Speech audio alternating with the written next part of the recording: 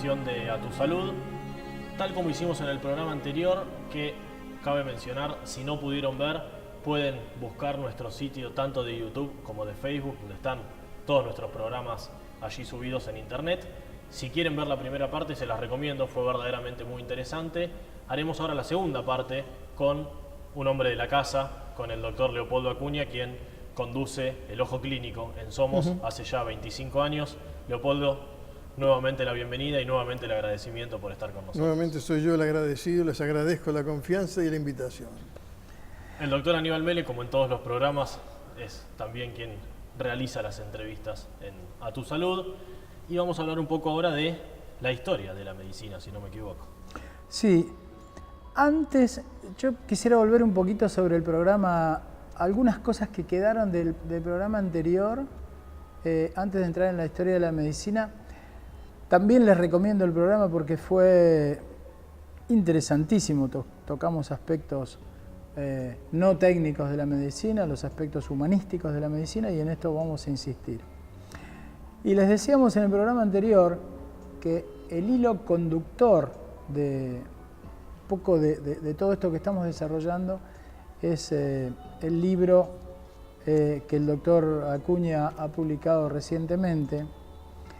Uno de los capítulos que me resultaron muy interesantes, son todos interesantes, es una recopilación de lo que él escribió durante muchos años, y hay un capítulo que se llama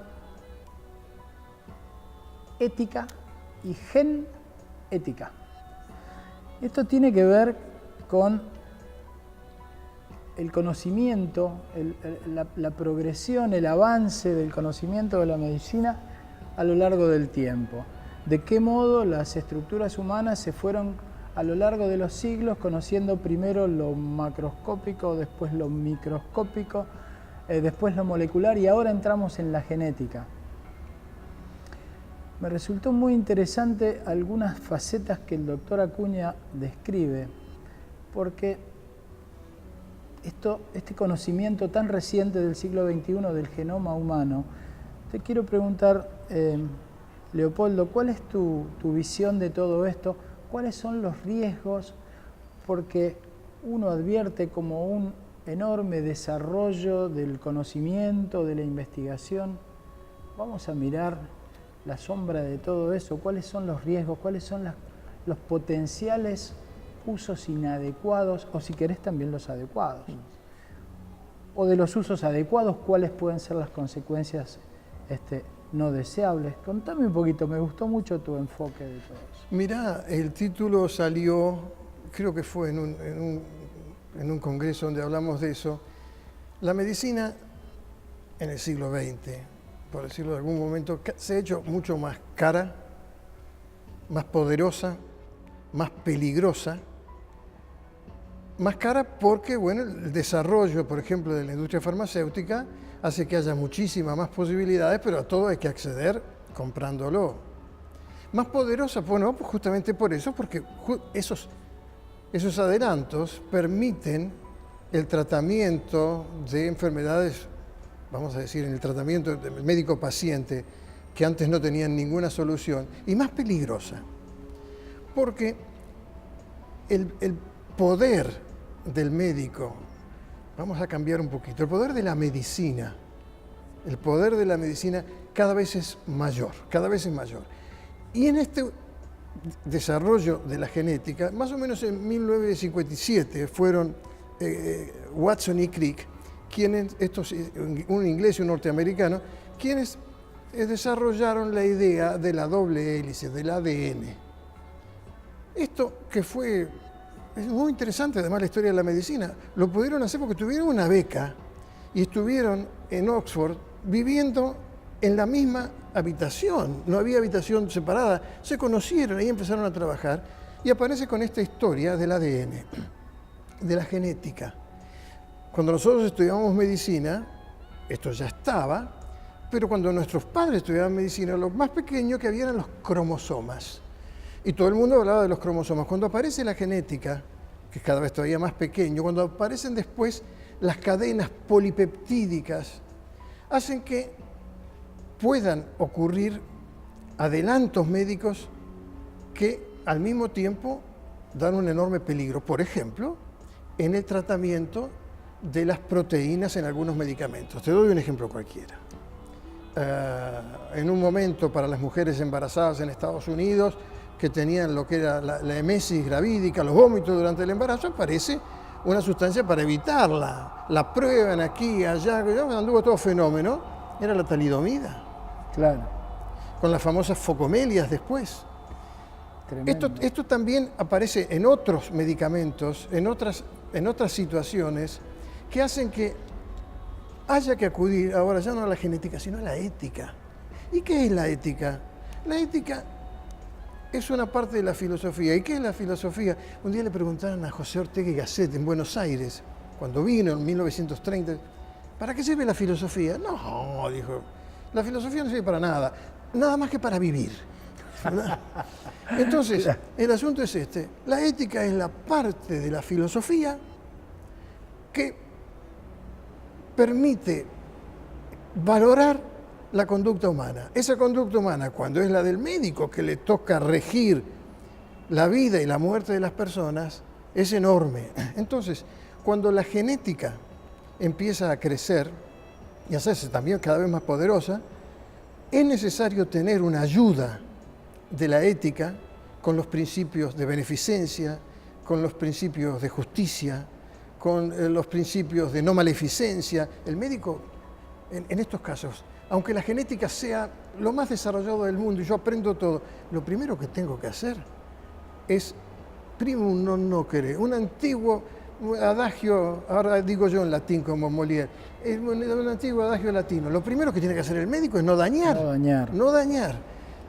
Entonces, la ética viene a servir de contrapeso con la genética, que es la última gran ciencia que ha llegado al ejercicio de la profesión y que hoy se usa cotidianamente. Anticuerpos monoclonales, por ejemplo, y una cantidad de cosas.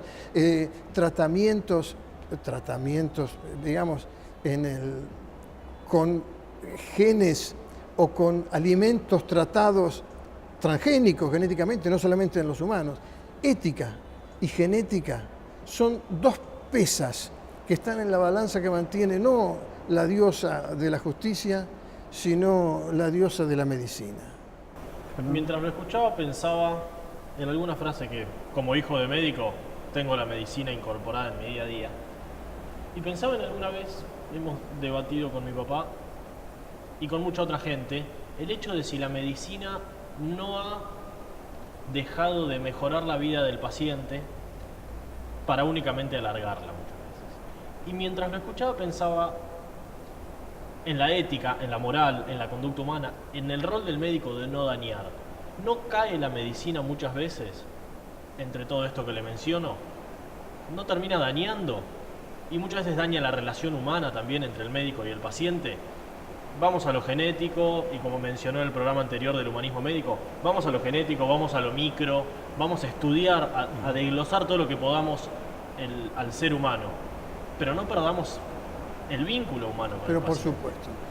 Nosotros pensamos ahora que una cosa muy buena, y es cierto, porque no hay que denostarlo, es que la palabra final no está en la bola del mago, sino en el ojo del microscopio. Pero, si yo agarro a alguien tomo un paciente con una gran depresión que llora todo el día, yo no soy psiquiatra, pero permíteme esta licencia, le tomo las lágrimas, las tiño con las sustancias que hay que teñirlas y las pongo en el microscopio.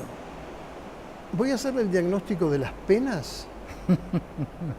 Bueno, es decir, que hay cosas que uno piensa que puede llegar con el artificio de la técnica, y el artificio de la técnica ayuda hasta cierto punto. Además, esta condición finita de lo humano hace que, bueno, nosotros los médicos a veces tratamos como un fracaso a la muerte. Y no hay nada más inexorable que en el momento que nacemos, alguien, no sé quién, para distintos pensamientos, nos da un certificado de muerte. Junto con el de nacimiento aparece un certificado de muerte. Y eso ningún médico, le decían a Dios los médicos alemanes, der Oberste Apotheker, el farmacéutico supremo. Ese tampoco. Claro.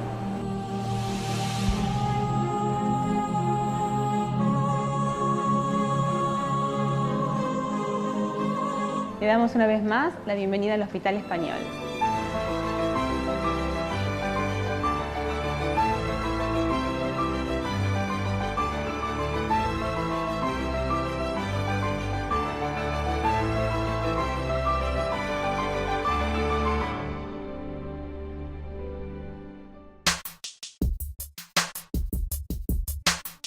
Casa Ecléctica invita a descubrir en cada rincón la armonía entre lo antiguo y lo nuevo, lo clásico y lo chic, la decoración, el arte y los objetos de diseño. Casa Ecléctica, en La Plata, 6 entre 53 y 54, y en Citibel, 473 bis y 14B. Menacho, vínculos inmobiliarios. Cada decisión se transforma en emoción. 2 esquina 55, www.menacho.com.ar. IDITAC, Instituto de Diagnóstico y Tratamiento de Afecciones Cardiovasculares, Dr. David Greenfeld. Cardiología clínica y diagnóstica, ecodoppler color, ergometría, endocrinología y clínica médica. Calle 8, número 140, entre 34 y 35. Teléfonos 482-8965 y 427-6467.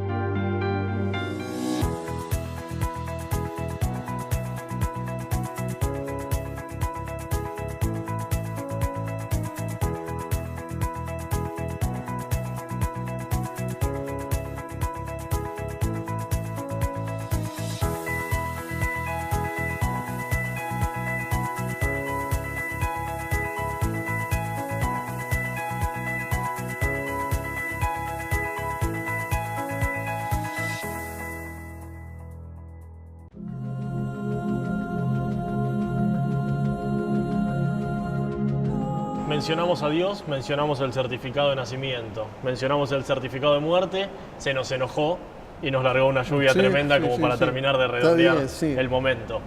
Y me refería justamente a lo que mencionó.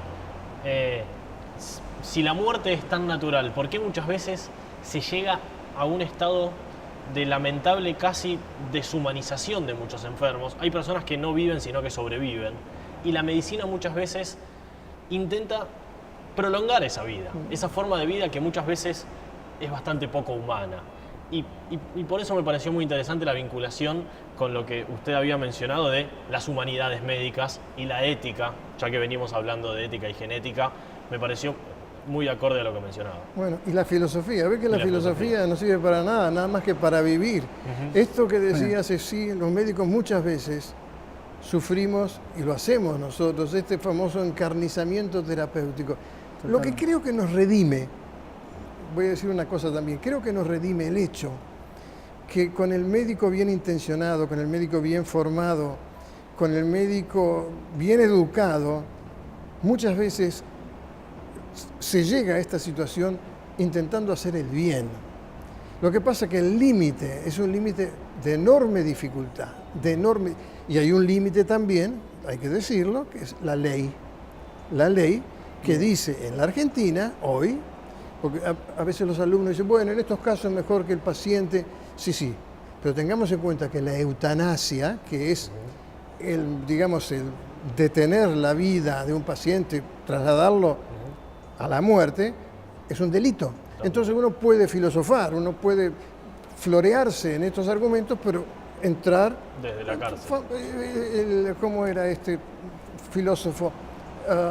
Este filósofo griego que iba caminando, mirando las estrellas y miraba como yo ahora miro la lluvia, y en un momento pisó un pozo y se fracturó el fémur. Entonces la mujer que lo atendía, siempre había alguna persona que lo ayudaba, y dice, mire, usted por mirar la filosofía y todo se fracturó una pierna, dedíquese a otra cosa. Bueno, sí.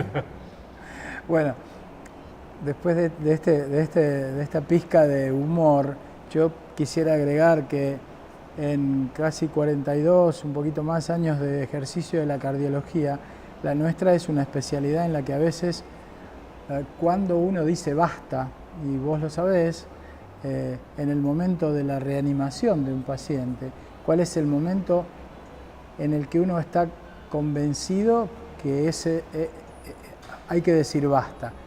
No es nada fácil. Siempre desde mis comienzos como residente me he puesto como familiar, como un supuesto familiar del paciente que tengo adelante. Entonces, si fuera mi padre lo dejaría, y a veces uno sabe que tiene todas las de perder, pero es muy difícil el punto, el momento de esa decisión, que como dice Fernando, a veces conlleva prolongar una vida que va a ser una sobrevida, pero es muy cierto que también que es muy difícil tomar esas decisiones.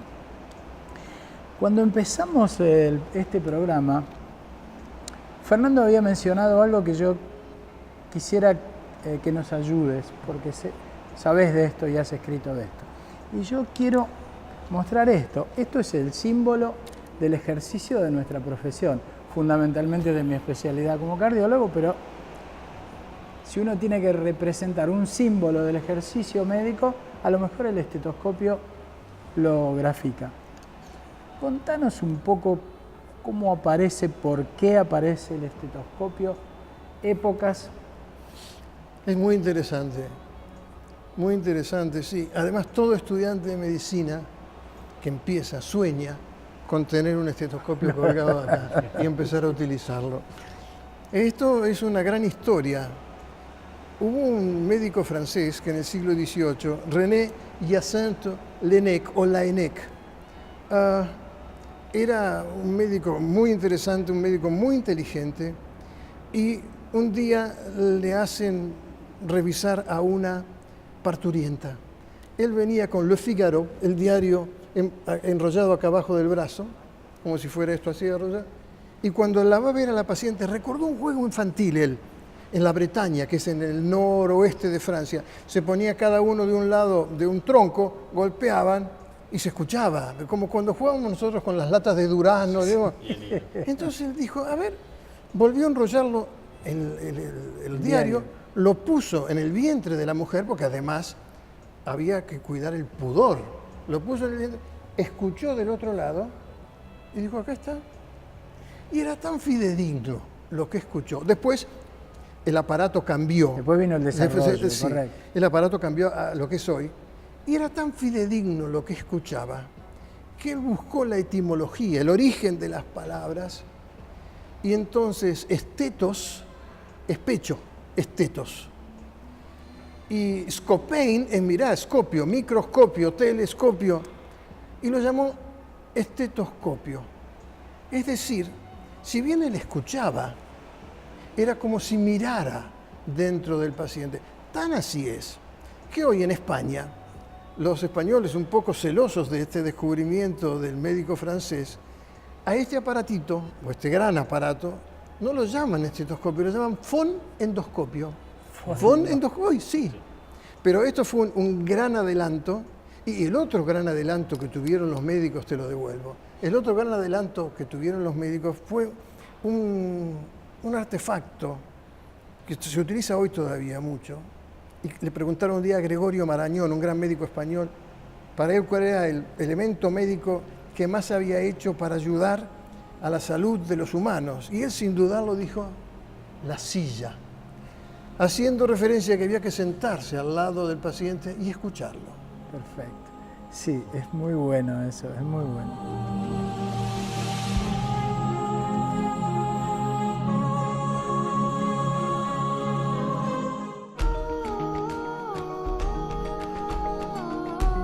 Instituto de Cardiología La Plata, una institución moderna y en constante desarrollo. Casi 20 años al servicio de la prevención, el diagnóstico y el tratamiento de las enfermedades cardiovasculares.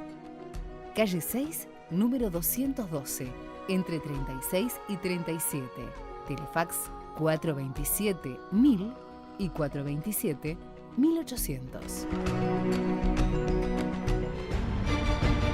ABC Vehículos, concesionario oficial Honda en La Plata. Avenida 7, número 176, entre 35 y 36. Teléfono 427-0797. IDITAC ha incorporado al servicio de hemodinamia del Hospital Español aparatología de última generación, transformándolo en uno de los institutos más modernos del país en esta especialidad. Hemodinamia diagnóstica e intervencionista con tecnología de punta. Teléfonos 483-8497 y 421-1337.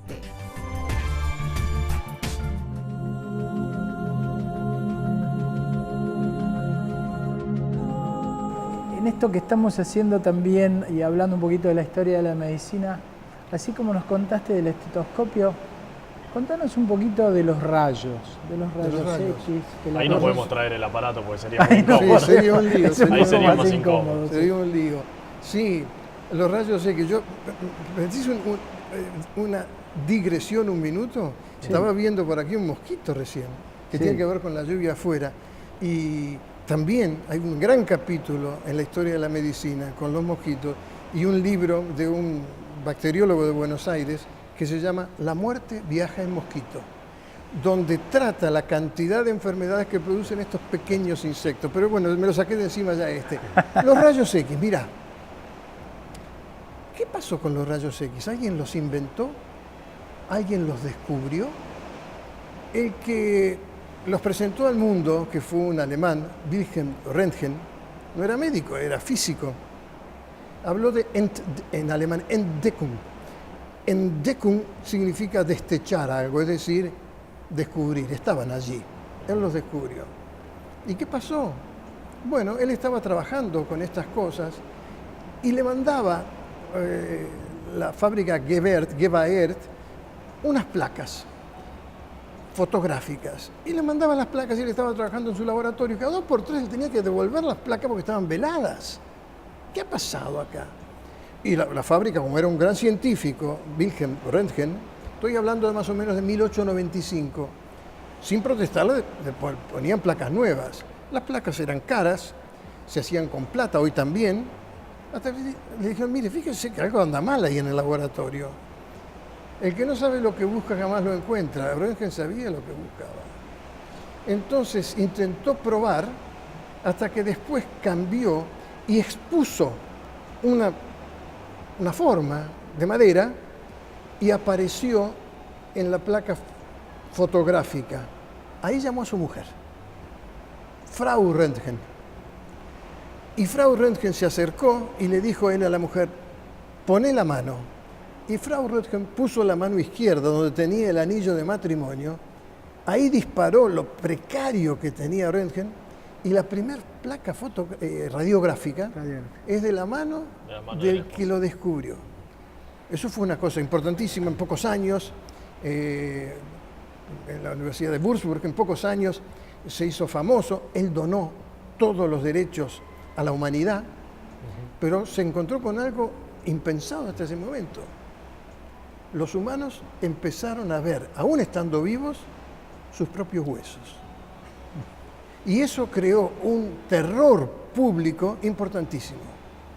Así todo, hubo alguno que dijo, esto lo inventé yo, fue él, Wilhelm Röntgen, a quien enseguidita le dieron el premio Nobel de Física por este descubrimiento. ¿Pero qué pasó?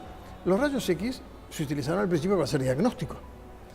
Después se utilizaron para tratamiento, la radioterapia.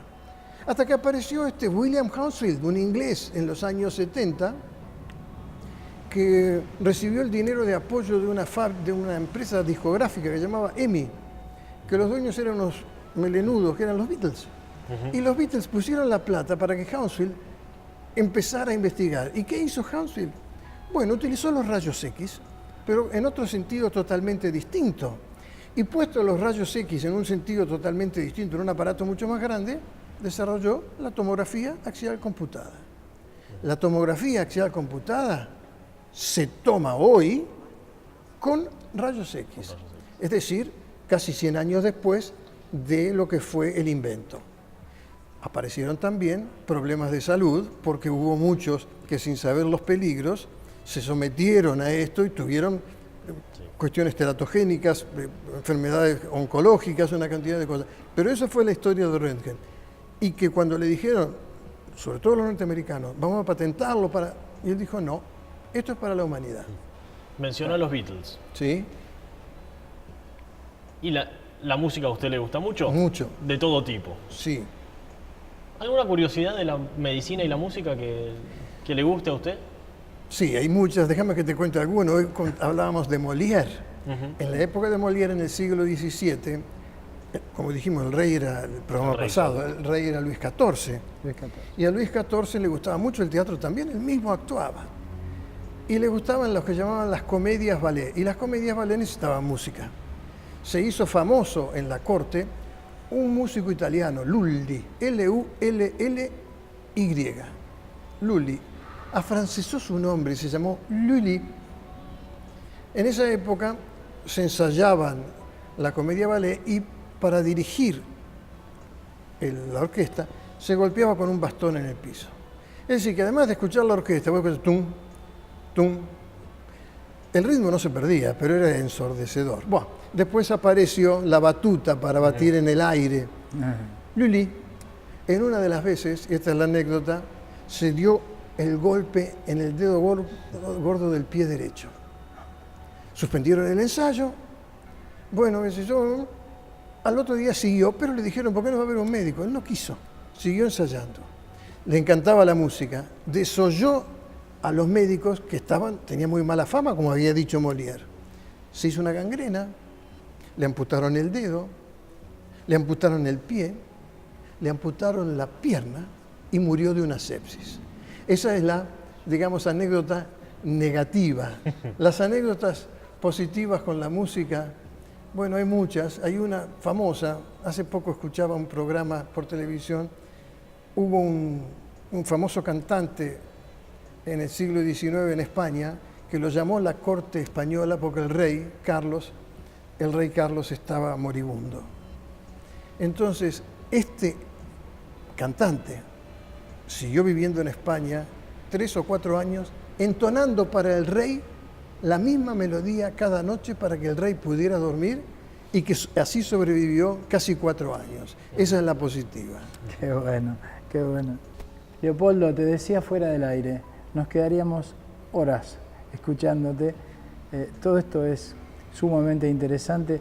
Te agradezco. Así como a ustedes les dije, vamos a hablar de aspectos muy interesantes de la medicina, muy poco técnicos, pero desde lo humanístico, desde lo anecdótico, desde la historia.